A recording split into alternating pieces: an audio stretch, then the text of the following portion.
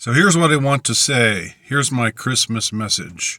It is December 25th, the date in which we celebrate the birth of Jesus Christ, who those of us who are Christian believe was and is the Son of God.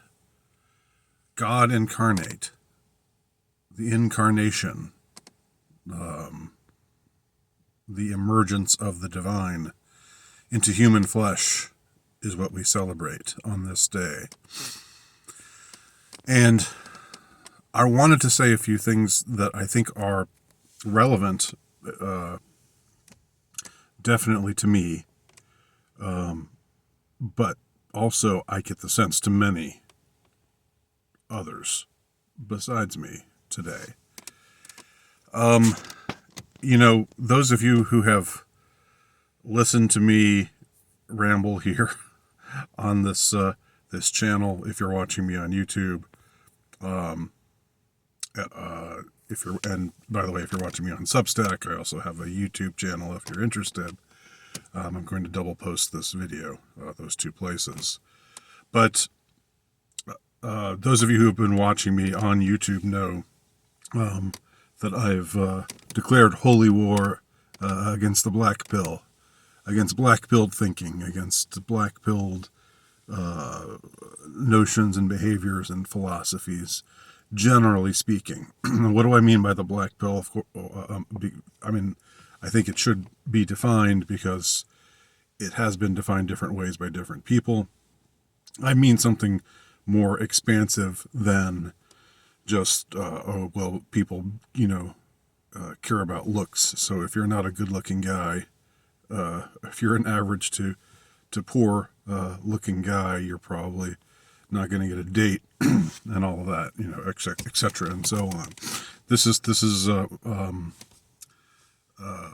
not what I'm specifically talking about. I'm talking about the black pill more expansively meant, which is basically that there is no hope.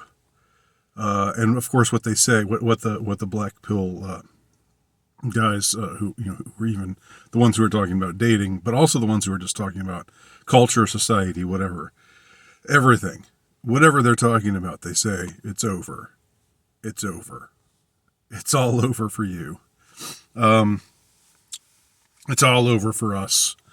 Everybody knows the war is over. Everybody knows the good guys lost. As Leonard Cohen apparently sang. This perspective, this philosophy, these notions invariably lead to demoralization, invariably lead to despair. And it's demoralization and despair that I'm particularly taking aim at when I rant against these, when I rant against the black pill, because for me, I think these are the biggest demons that I have. These are the things that haunt me daily, that haunt me nightly. This is a war that I'm fighting right now, personally, and I don't think I'm the only one.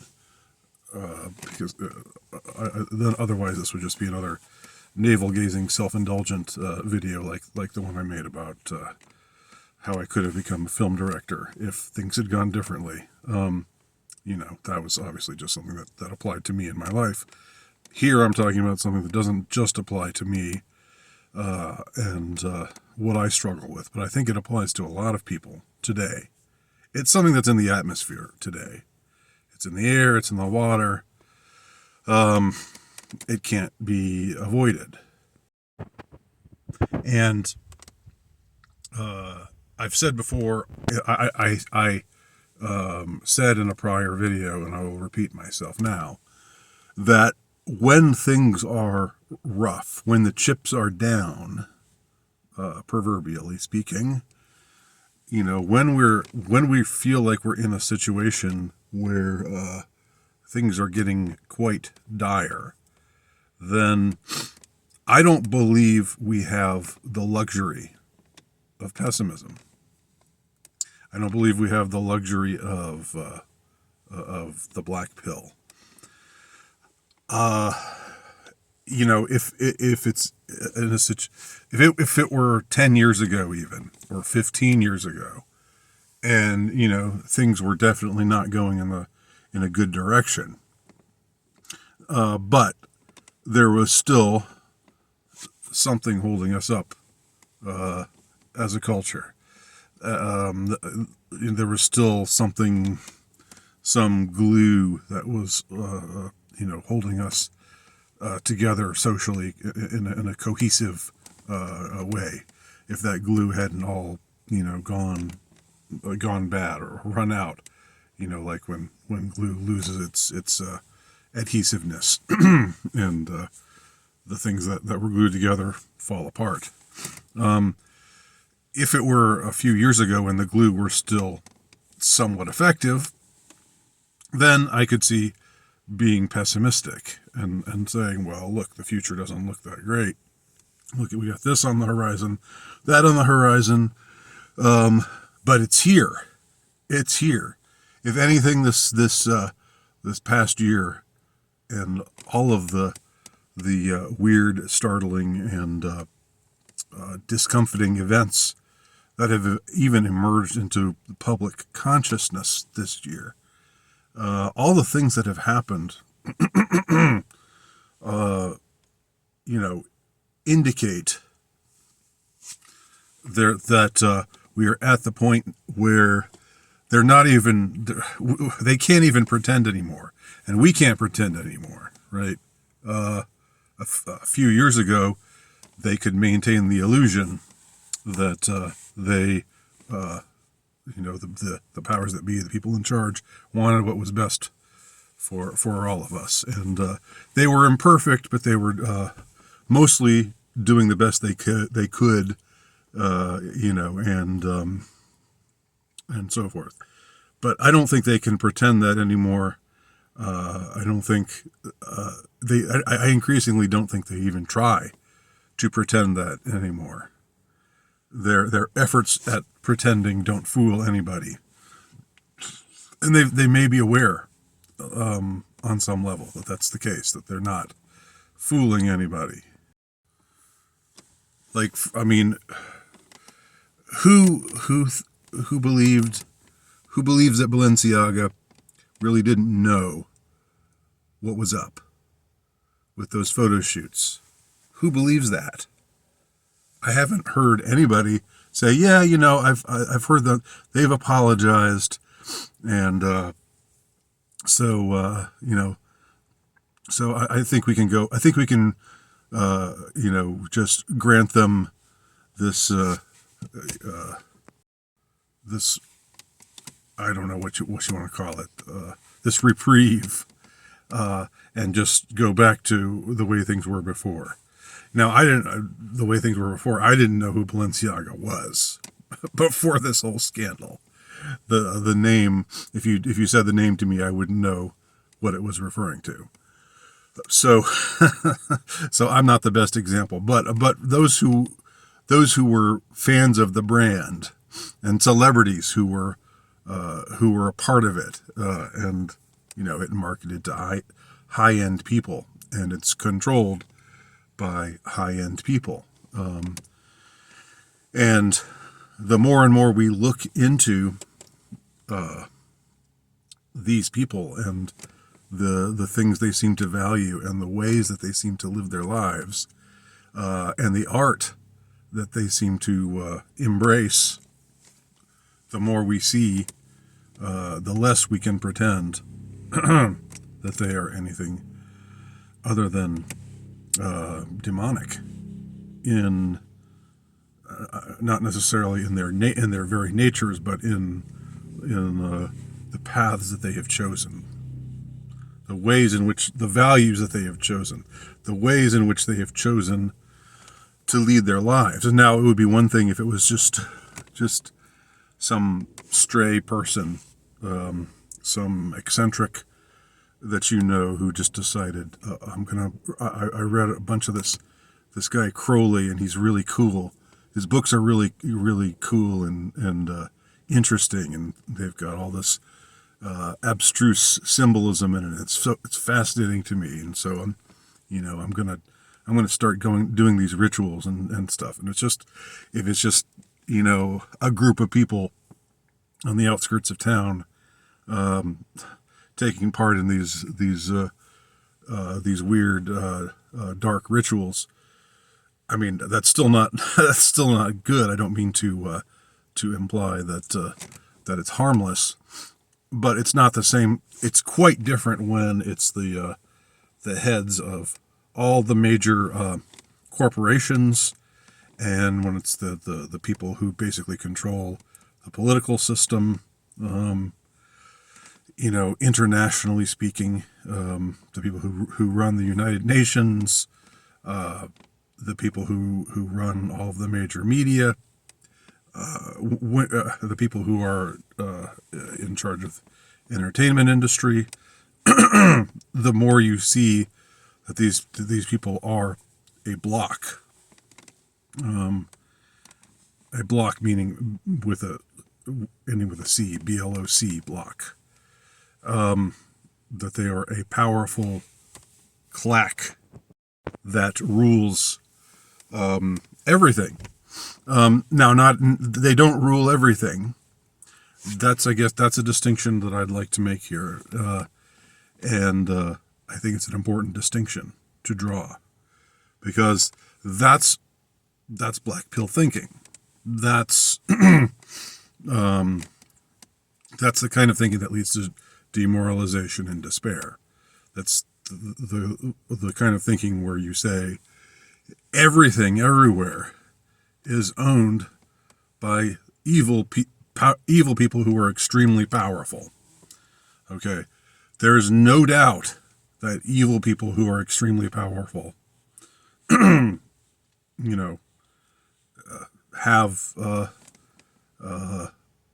have an enormous amount of power, but they do not have absolute power. All right, that's the distinction that must be drawn. Okay, and if I may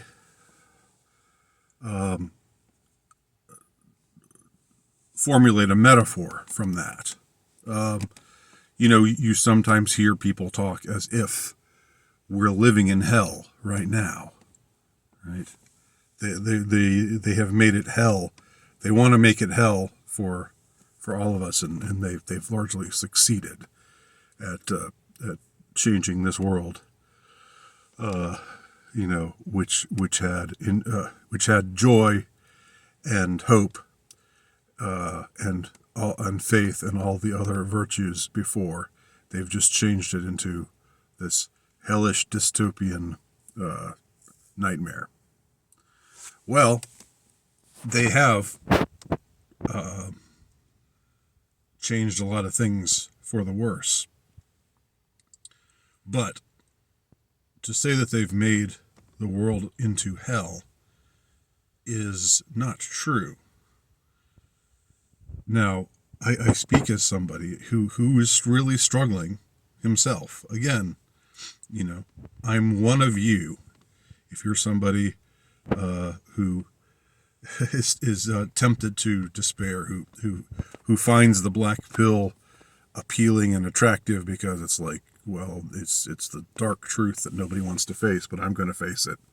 If that's your whole attitude and demeanor, then I'm going to say I understand that. And for me, though, it's something that I feel I must fight with all of my strength. Not only because despair and demoralization are extremely unpleasant and will ruin you, and will destroy you body, soul, and mind. Not only that, not only the fact that it's bad for you, but also because it's simply not reasonable. Right? In the beginning was the Word, and the Word was with God, and the Word was God. Word is translated as or is translated from the Greek as logos. Logos means wisdom. It means order. It means divinely mandated wisdom and order. Light out of darkness. Okay.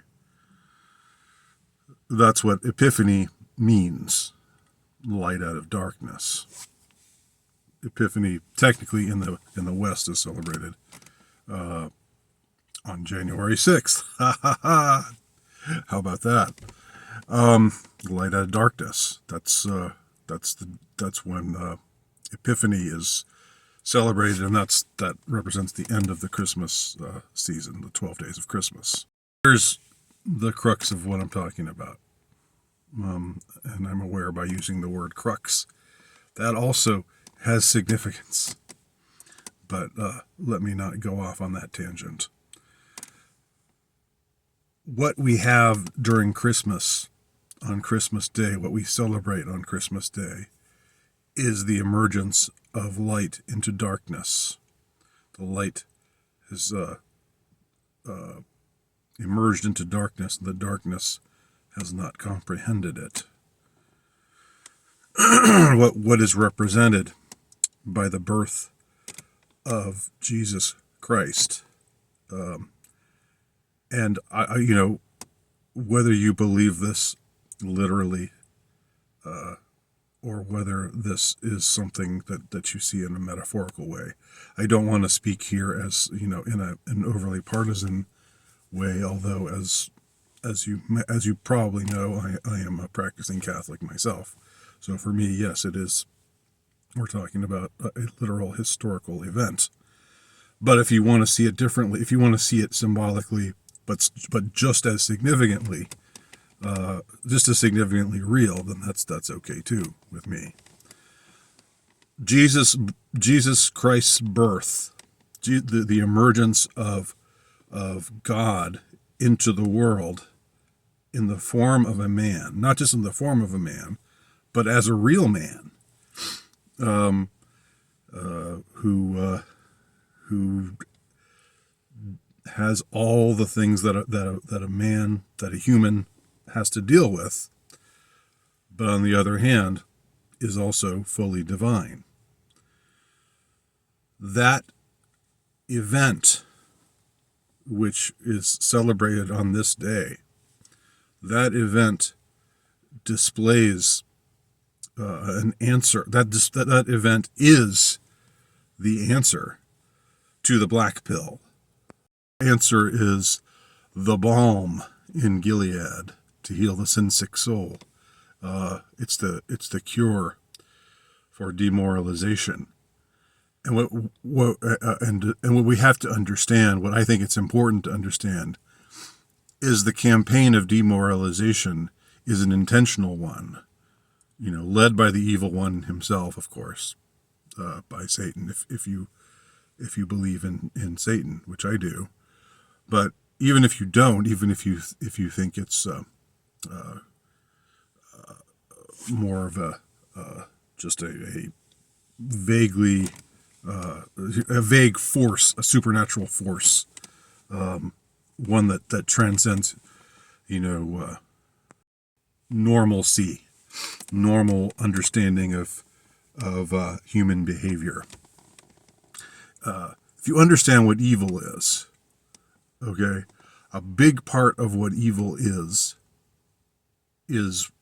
that it hates us. It hates us like we cannot fathom. It hates us in a manner that goes beyond how much we might hate our worst enemies when we are feeling our angriest against them. That's how much evil hates us. Evil wants us to be miserable. Evil wants us to feel like we are in hell, even when we aren't. We're not in hell right now, brothers and sisters. This is not hell. No matter how miserable you are, there is access to joy. there is access to things that are good. Hell is separation from the good, permanent separation from the good. That's not the situation that we are in right now. And that's what I want to impress upon you on this day as being of the matter of supreme importance that this day represents. The light coming out of darkness, the light represented by the Christ child, who in turn represents that God is with us. God is not just with us from above, watching from above. He is with us as we are. He lived like one of us, and he still has the consciousness that is a man's consciousness, while also retaining his divinity. And this is the balm in Gilead. This is the answer to the black pill, in my opinion. Merry Christmas. Thanks for watching.